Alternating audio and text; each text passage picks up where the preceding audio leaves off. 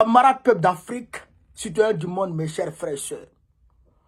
Depuis Pyongyang, en Corée du Nord, Vladimir Poutine et Kim Jong-un, frère, ils ont signé des accords. Ils ont signé. Mais il y a un dedans. Frère, ça fait trembler Zelensky. Ça fait trembler Papito. Frère, ça fait trembler Macron. Ça fait trembler l'Occident.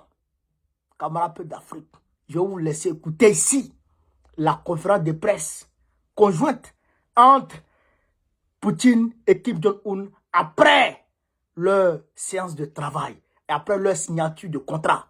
Vous allez voir clair dedans. Vous allez écouter vous-même et après, bien entendu, je vais décortiquer. On est parti chez les camarades d'Afrique. Avant tout, je tiens de tout mon cœur à remercier le président du Conseil des affaires d'État de la République populaire démocratique de Corée pour son invitation. Je suis heureux de me retrouver une nouvelle fois dans la République hospitalière de Corée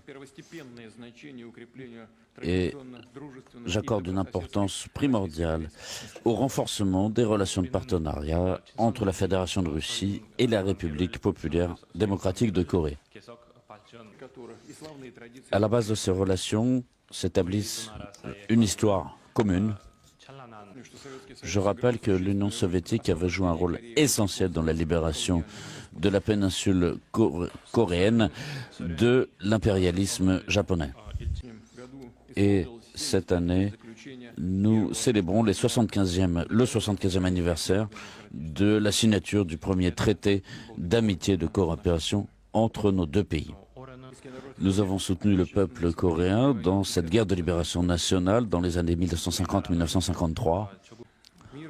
Nous avons aidé le peuple coréen à établir une vie pacifique, à construire son économie.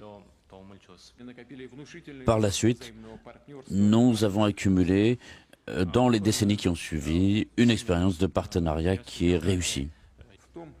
L'essentiel est que nos deux pays soient intéressés sincèrement à renforcer cette coopération qui se déroule sur le plan politique, économique, au niveau de nos parlements et aussi au niveau des citoyens, des associations.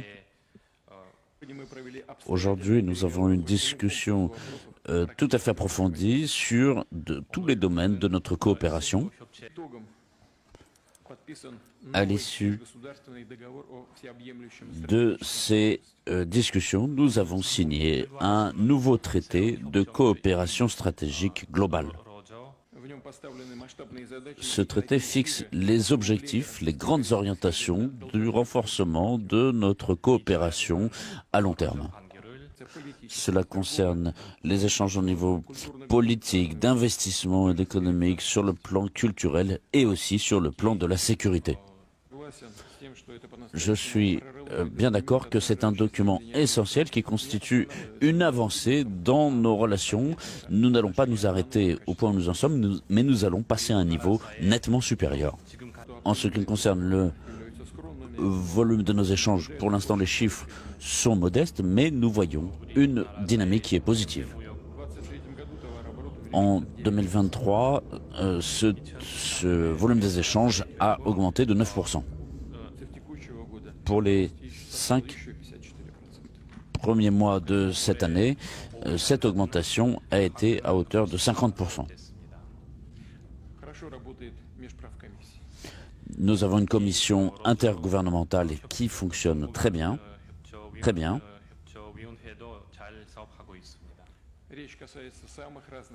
Il s'agit des orientations les plus diverses de notre coopération. Nous avons rappelé des grands projets stratégiques de modernisation du réseau ferré, avec la participation de l'entreprise russe des chemins de fer de Russie. Et cette entreprise procède à la rénovation des voies avec un écartement de 1435 mm et 1450 mm. Notamment, cela permet donc des échanges et des livraisons avec la Chine. Entre La Chine, nos deux pays, nous avons mis en place des voies de communication pour les voyageurs, ce qui a permis l'arrivée de premiers touristes. Nous développons également l'agriculture, la culture et les questions humanitaires. Nous développons des relations dans le domaine de l'enseignement. Actuellement, 130 citoyens coréens étudient en Russie et nous allons continuer ce développement. En été, nous allons travailler à la mise en place de possibilités pour l'accueil de touristes coréens. Et bien sûr, nous sommes attentifs aux négociations liées aux questions de sécurité et à l'ordre du jour international. Nous voulons former un monde multipolaire plus juste. Nous voulons un monde basé sur la diversité et le droit international. La Russie et la Corée conduisent des politiques étrangères plus sur un pied d'égalité et sans tenir compte des dictats et des chantages. Nous sommes contre la pratique des sanctions politiques et des limitations politiquement motivées. Ces actions illégitimes mettent à mal et affaiblissent les systèmes politiques et économiques. Malgré les pressions extérieures, nos pays se déploient de façon indépendante et souveraine. Et se développent de façon indépendante et souveraine. Ne t'as pas d'excuses.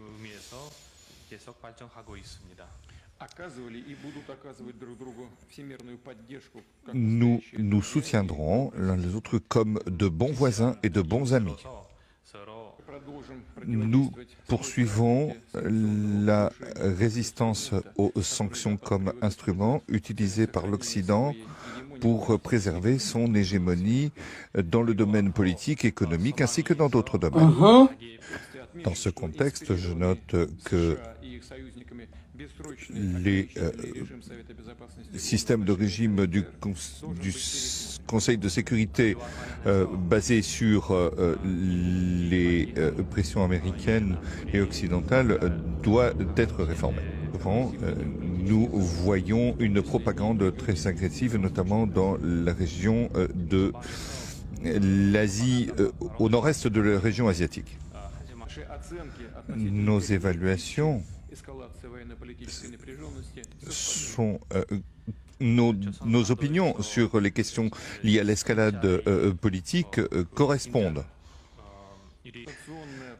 Il s'agit d'une politique de confrontation des États-Unis en faveur de l'élargissement de ses infrastructures qui s'appuie sur les guerres de terreur, notamment en utilisant le Japon, la République de Corée et d'autres pays. Ces mesures affaiblissent la paix et la sécurité et constituent une menace pour l'ensemble des pays du nord-est asiatique.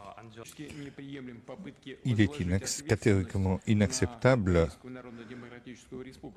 de mener des politiques aussi irresponsables contre la population de la République populaire démocratique de Corée.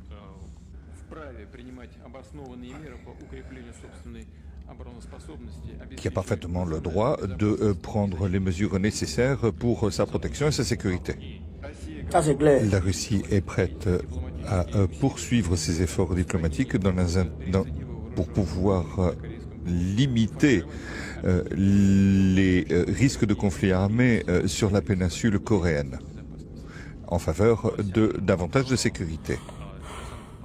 Nous avons signé un accord de partenariat global qui prévoit notamment une aide mutuelle en cas d'agression.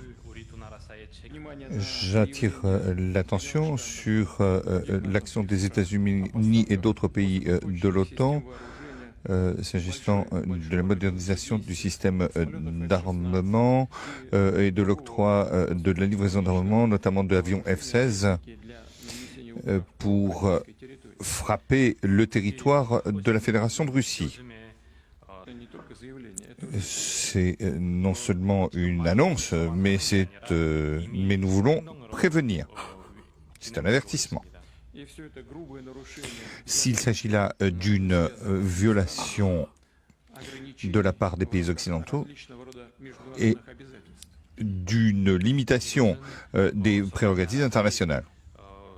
À cet égard, la Fédération de Russie n'exclut pas le développement d'une coopération politico-militaire conformément aux accords qui ont été aujourd'hui signés avec la République populaire démocratique de Corée. Nos amis coréens occupent une position équilibrée en matière concernant la situation en Ukraine et ils comprennent les motivations qui sont les nôtres. Cette ligne suivie par les autorités coréennes ont trouvé notamment leur illustration dans la manifestation pour la Corée du Nord de suivre une ligne politique indépendante.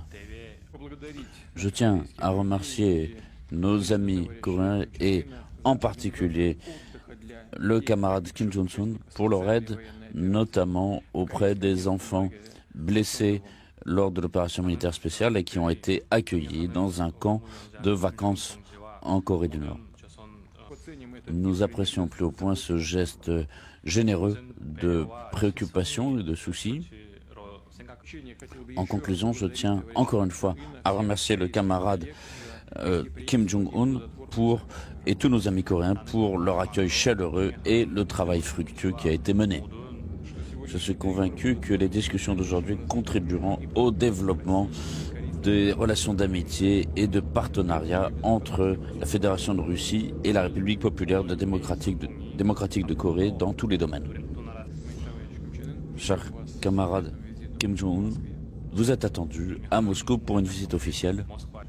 Et pour conclure, je tiens à remercier les habitants de Pyongyang pour leur accueil chaleureux. Je vous remercie pour votre attention. Chers camarades et amis russes et assistants de la signature de cet accord entre la Fédération de Russie et la République populaire démocratique de Corée. À ce moment où tout le monde regarde avec attention ce qui se passe regarde Pyongyang attentivement. Dans cette salle solennelle, nous avons pu organiser cette rencontre avec le camarade Vladimir Poutine et pour moi, c'est une rencontre très émouvante. Nous venons à l'instant avec le président de la Fédération de Russie, le camarade Vladimir Poutine, de signer un traité de coopération stratégique globale entre la République populaire démocratique de Corée et la Fédération de Russie qui restera dans l'histoire des relations d'amitié et de coopération que nous avons. C'est un événement considérable.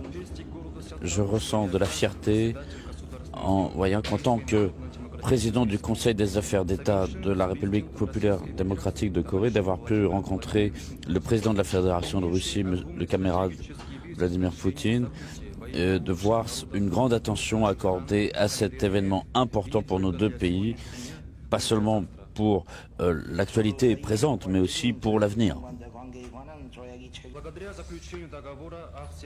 Je remercie pour la signature du traité de coopération stratégique globale entre la Fédération de Russie et la République populaire démocratique de Corée, car c'est l'établissement de relations d'amitié entre nos deux pays et c'est aussi un gage de développement économique bénéfique pour nos deux pays et de coopération dans différents domaines, notamment sur le plan économique, politique, culturel et de sécurité. Les relations entre nos deux pays sont maintenant à un niveau nettement supérieur. Ce sont des relations d'alliés. Nous travaillons sur le plan économique et grâce à cela, nous pouvons réaliser de grands projets déterminés par les autorités de nos deux pays et préserver la stabilité, la paix dans notre région et établir des relations au niveau de l'État qui sont importantes entre la Fédération de Russie et la République populaire démocratique de Corée. Je manifeste une grande satisfaction de voir que les décisions prises correspondent aux intérêts de nos deux pays et aujourd'hui nous avons donc signé ce qui a été travaillé pendant plusieurs mois après les échanges que nous avions eus l'an dernier. Je tiens à souligner en particulier que la naissance de cet accord le plus important dans l'histoire des relations entre la Corée et la Russie montre notre volonté politique, notre ferme intention de développer ces relations donc avec notre ami si cher. Et il ne fait aucun doute non plus que la composante de la République populaire démocratique de Corée et de la Fédération de Russie dans cette démarche politique va se poursuivre. Aujourd'hui, en cette place, nous avons laissé s'implanter l'encre qui sera un jalon essentiel dans l'histoire des relations entre nos deux pays. Le gouvernement de la République populaire démocratique de Corée va continuer à travailler de façon continue sur la mise en œuvre de ce partenariat stratégique global avec la Fédération de Russie et sera fidèle dans l'exécution de sa mission s'inscrivant dans cette optique. Et cet accord entre nos deux pays constitue rien d'autre qu'un document tout à fait constructif et prometteur et qui revêt un caractère exclusivement amical et de défense pour les intérêts de nos deux pays et je suis convaincu qu'il permettra d'établir de nouvelles relations dans ce monde multipolaire et désireux de paix. Aujourd'hui, en cette place, je déclare officiellement qu'il n'y aura aucune divergence, il n'y aura aucune hésitation. Nous remplirons la mission historique que nous nous sommes fixée par ce traité d'amitié et de coopération entre nos pays et nous remplirons fidèlement toutes nos obligations liées à ce contrat malgré toutes les difficultés, et notamment face aux difficultés auxquelles notre pays a déjà été confronté.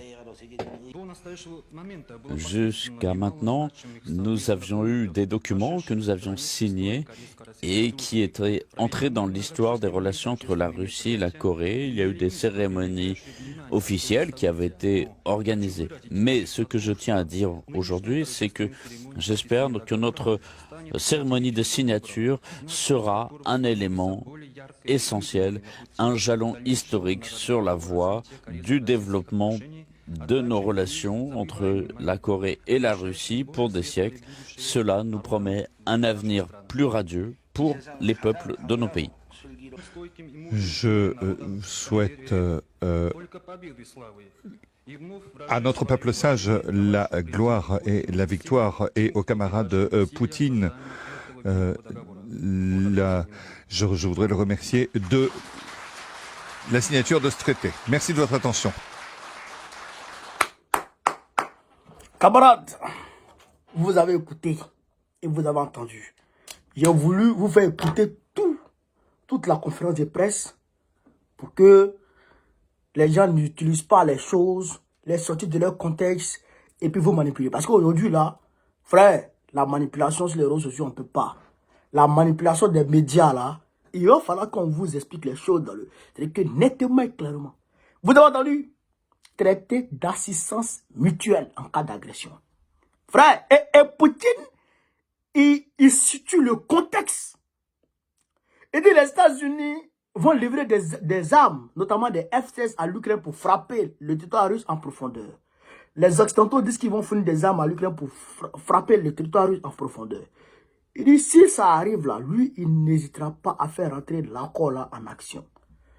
C'est-à-dire qu'il va engager la Corée du Nord dans la guerre. Et la Corée du Nord elle-même dit, elle déclare ici solennellement de remplir ses engagements, de remplir sa part, voilà, de remplir sa mission, conformément à ce traité. Et donc, il ne va pas hésiter. Kim Jong-un ne va pas hésiter à rejoindre Poutine dans la guerre. Et d'ailleurs même, qu'est-ce qui prouve que cela ne va pas engager Kim Jong-un dans cette guerre contre l'Ukraine? Puisque c'est assistance mutuelle. Si ça chauffe en Ukraine, est-ce que Poutine n'aura pas besoin de dire, est-ce que l'accord qu'il vient de signer là, va pas engager directement Kim Jong-un en Ukraine? Il ne s'arrête pas là. Il faut regarder les choses dans l'autre sens. Parce que Poutine a expliqué quelque chose. Il dit les États-Unis ont des infrastructures militaires au Japon, en Corée du Nord. Ce qui déstabilise la paix dans la sous-région nord-est Asie, nord-est de l'Asie Pacifique. On va dire dans le Pacifique et tout. Voilà. Entre la Corée du Nord, la Corée du Sud, la Chine et même Taïwan. Vous comprenez ça? Donc, il est en train de dire là aussi que cela n'est pas bon. Et que lui et puis Kim Jong-un, ils travaillent ensemble et qu'ils ne cèdent pas non seulement aux sanctions, mais ils ne cèdent pas à la politique coercitive. Donc, ce qui revient à dire que si les États-Unis agressent la Corée du Nord, ou si Kim Jong-un demain venait à attaquer la Corée du Sud, parce que c'est son intention, c'est son objectif premier. Peut-être là, il ne cache pas ça. Il ne cache pas ça. Lui, il veut réunifier les deux Corées. Donc, si jamais, malgré la présence des États-Unis et tout, peut-être l'attaque, la Russie va s'engager. Ouais. Donc, ça veut dire qu'aujourd'hui, les dés sont jetés. Aujourd'hui, chers camarades peu d'Afrique, les blocs, le face-à-face se dégage.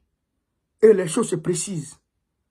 Et c'est ça qui a fait peur à l'Occident. Et l'Ukraine, Zelensky dit que oui, la Corée du Nord s'associe à la Russie pour des meurtres massifs en Ukraine. Oui, c'est vrai. Mais la Corée du Nord n'est pas encore dedans. Mais il paraît que chaque mois, il y a au moins 50 000 Ukrainiens qui tombent. Selon ce qu'on a entendu. De certaines sources crédibles. Près de 50 000. C'est pourquoi vous avez vu Zelensky avec Draman. C'est pour faire partie des troupes ivoiriennes là-bas. Donc, chers camarades, voilà ce que je voulais vous préciser.